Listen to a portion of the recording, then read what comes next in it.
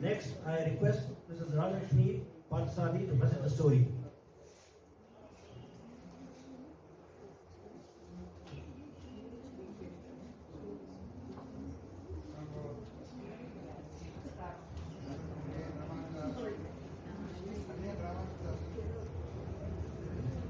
If you don't mind, I can sit facing my audience.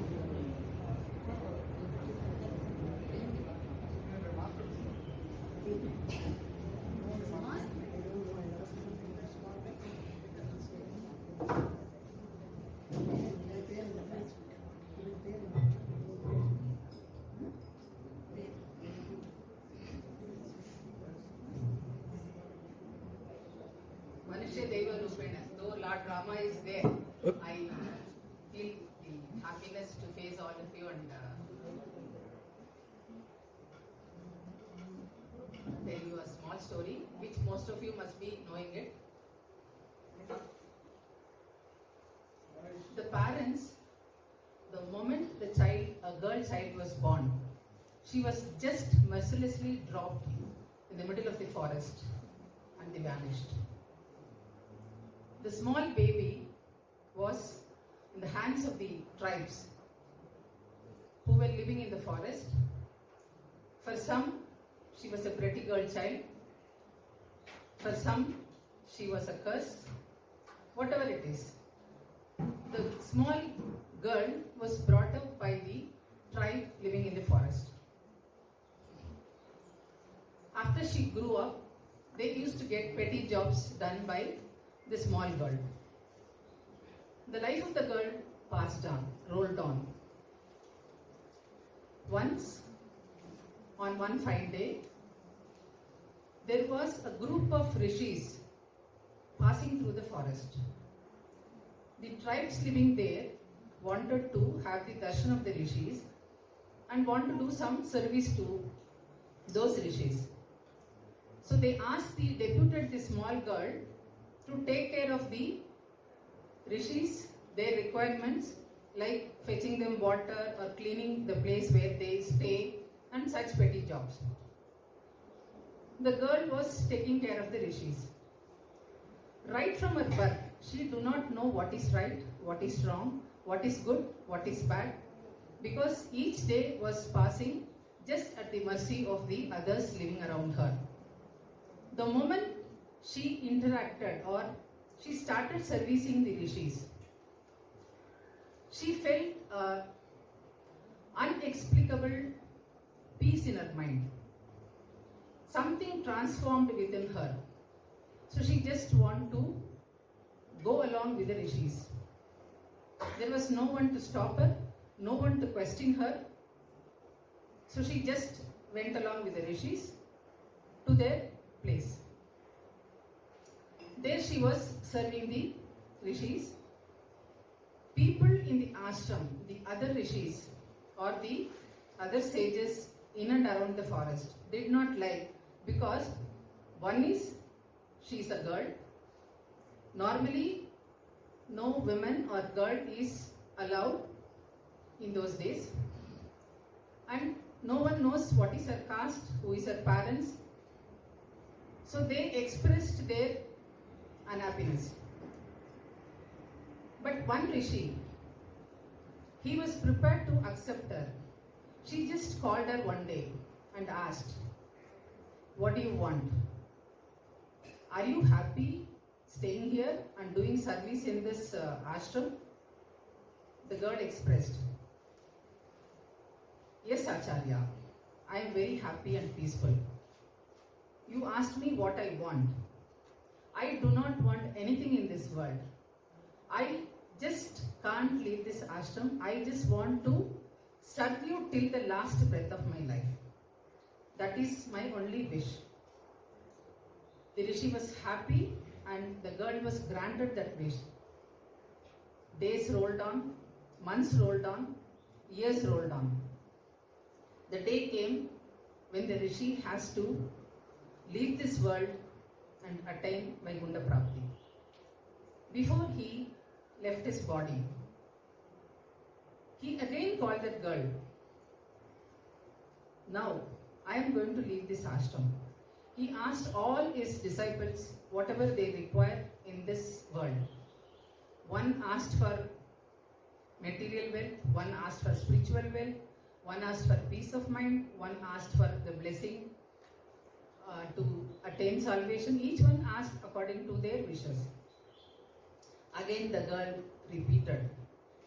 The day I came to the ashram, you asked me what is that I wanted it. I said, I just want to serve you till the last of my breath. And today I am repeating the same.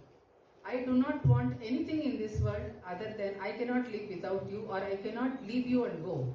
So you please take me also along with you. That was the wish of the girl. She said, this cannot happen.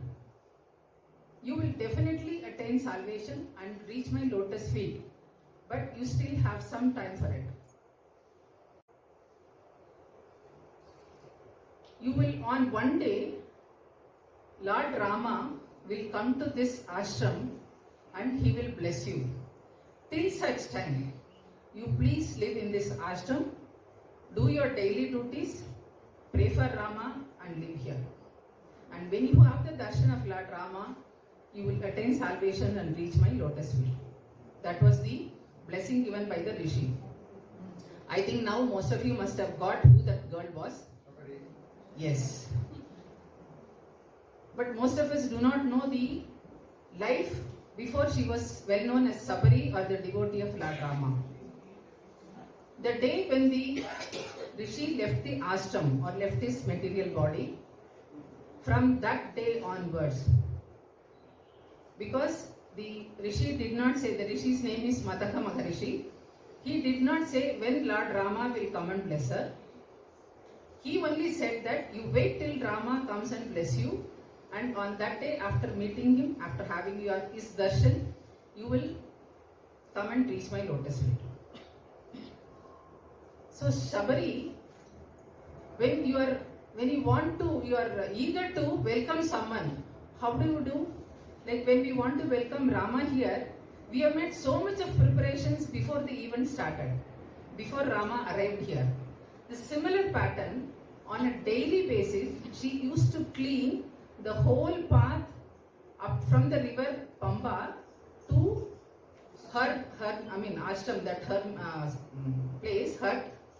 She used to clean everything, because when Lord Rama walks through the forest, his tender palms will get hurt.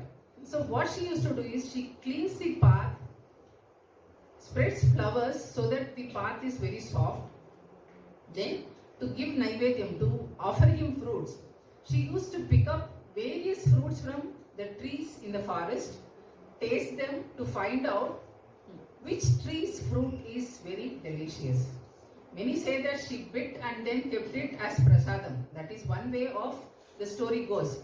But normally we don't offer what is being eaten off.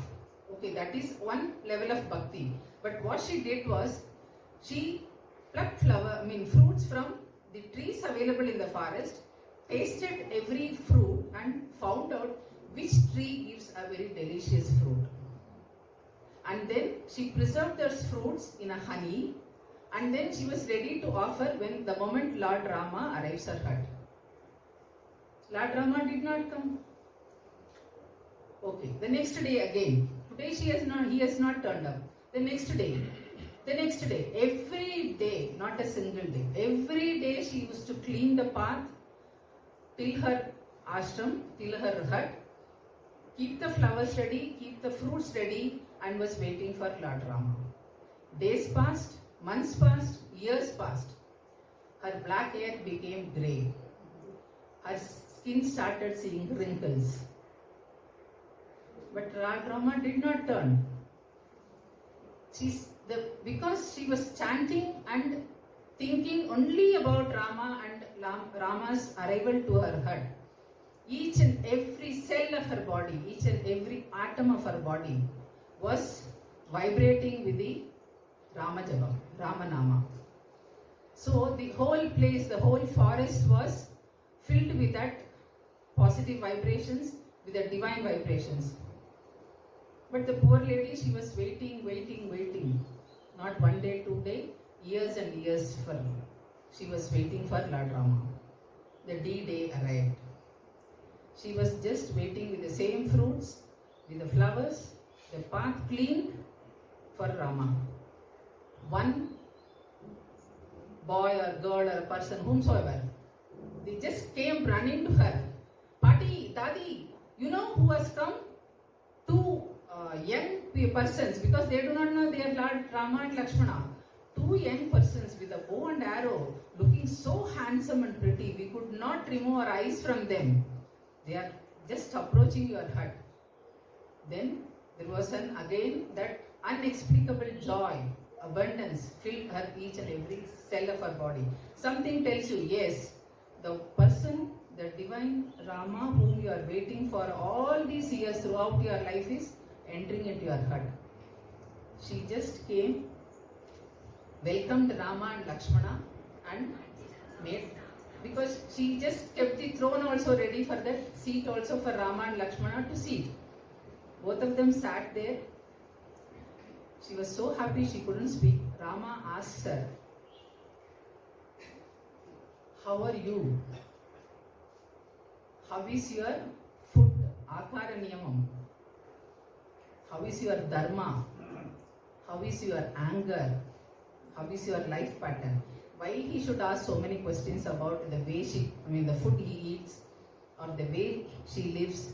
Because the daily pattern of our lifestyle makes one as a Rajasic person or a Tamasic person or a Sattvic person. So right from the food, our daily practices, getting up, the time of your getting up from your bed, then your daily activities, the way you chant your slokas, or the way you live, the care you take for the people around you, each and every your thought process, everything makes a difference in our lifestyle. She says, I am a girl who does not know what is right and what is wrong. I have just been growing, living, and people around me takes care. As my Guru said before he left this earth, that Lord Rama and Lakshmana will come one day and bless you with the darshan. So on that day you will come to my lotus feet. I was waiting for the day. So now I have had the darshan of you both. So it is my time. I am going to leave this body and reach my Guruji, Acharya. Then she asked him, can you tell me, this is a very important thing in Sabari Moksham. She asked Lord Rama, can you just tell me what is devotion or what are the qualities of a devotee? All of us must have heard about Prahalada's 9 forms of devotion. But what Rama said here was, the first and foremost was satsang. That is, we are blessed to have a satsang at URBANA with a righteous mind approach and with sattvic qualities.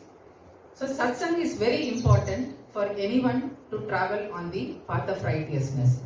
Second is Shravana, listening to the names of the God or the divine personalities or your Gurujis and chanting it. Shravana is one. Third is Padasevana. Padasevana here means not only serving the lotus feet of the Lord, it is also serving the lotus feet of your Gurus, Acharyas, whomsoever it is in your life.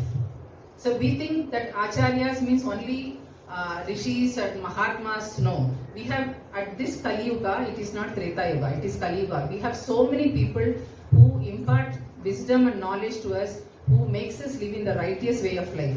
They are also our Acharyas. So have your Padasevana is just do service to them. Next is that Smarana, chanting the name of the, singing Kirtanas on Lord. Then Japa, chanting the holy names like Vishnu Sahasranamam or Lalita Sahasranamam, chanting the names of the Lord. Then Dharma, living the path of righteousness. Next is that having an unshakable faith that God is omnipresent, He lives everywhere. When I say God is omnipresent and lives everywhere, it is not just to be taken in that sense and brushed off. As I said, Manushya, when he says he is omnipresent, he is present even this also. Maybe that is in a dormant state. Here it is more blooming in the living beings. That is all. When we say God is omnipresent, He is omnipresent everywhere. Next is that don't find fault with any of the devotees or any of the persons around you. Take everything in the righteous sense. The last one is that Atma Nivedanam. Surrender yourself at the lotus feet of the Lord. These are the main qualities explained by Rama in Ramayana to Sabari before her moksham. Here, Ramayana is known as the Saranagati Shastram. He gave Vaikuntha Prapti, or he gave moksham to many devotees or many persons, not even devotees, to whomsoever came and surrendered at his lotus feet. That is what he says in his Charma Shlokam also. Whoever surrenders to me, even if he is my enemy, I will protect him. I will be the Rakshaka. So he says, even if Ravana would have come and surrendered to Rama, accepting his knowing, realizing his mistake, Rama would not have killed Ravana. That is the quality of Rama. So when that be the case, so he says here, when he gives moksham to all the persons who came and surrendered at his lotus feet, how Sabari is different from all the other persons or the characters of Ramayana is that Rama is witnessing the moksha of Sabari. He did not give moksham to Sabari because she obtained or she got that moksham because of her Acharya Bhakti, not because of her devotion to Lord Rama. It is Lord Rama who came and blessed, acknowledged her Acharya Bhakti, and because she was living for so many years, just because her Acharya said that you wait, you have your living here, righteous living, Lord Rama will come and bless you one day. She was waiting for that one day. So, Sabari's moksham was only witnessed by Lord Rama. So, in this Kali Yuga, if we are able to imbibe at least one of the qualities of a devotee described by Rama and take a vow on this Ramanavami day that we will have these qualities imbibed in our life. That is the purpose of celebrating Ramanavami.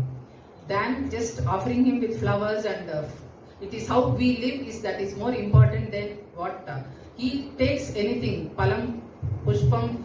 So whatever you offer him, a leaf or a flower or a fruit, whatever it be, when it is offered with devotion, he is ready to accept it. But that has to be done with a devotion and a selfless mind. So with this, why I chose this Sabari Moksham was that when we have a righteous life and we have a Acharya Bhakti, then God Himself will come and see that we attain moksha and witness we attaining moksha when we have our last breath. So, on this Ramanavami day, with my pranams at the lotus feet of Lord Rama, seeking His blessing for the welfare of the whole humanity across the globe. Thank you all. Thank you.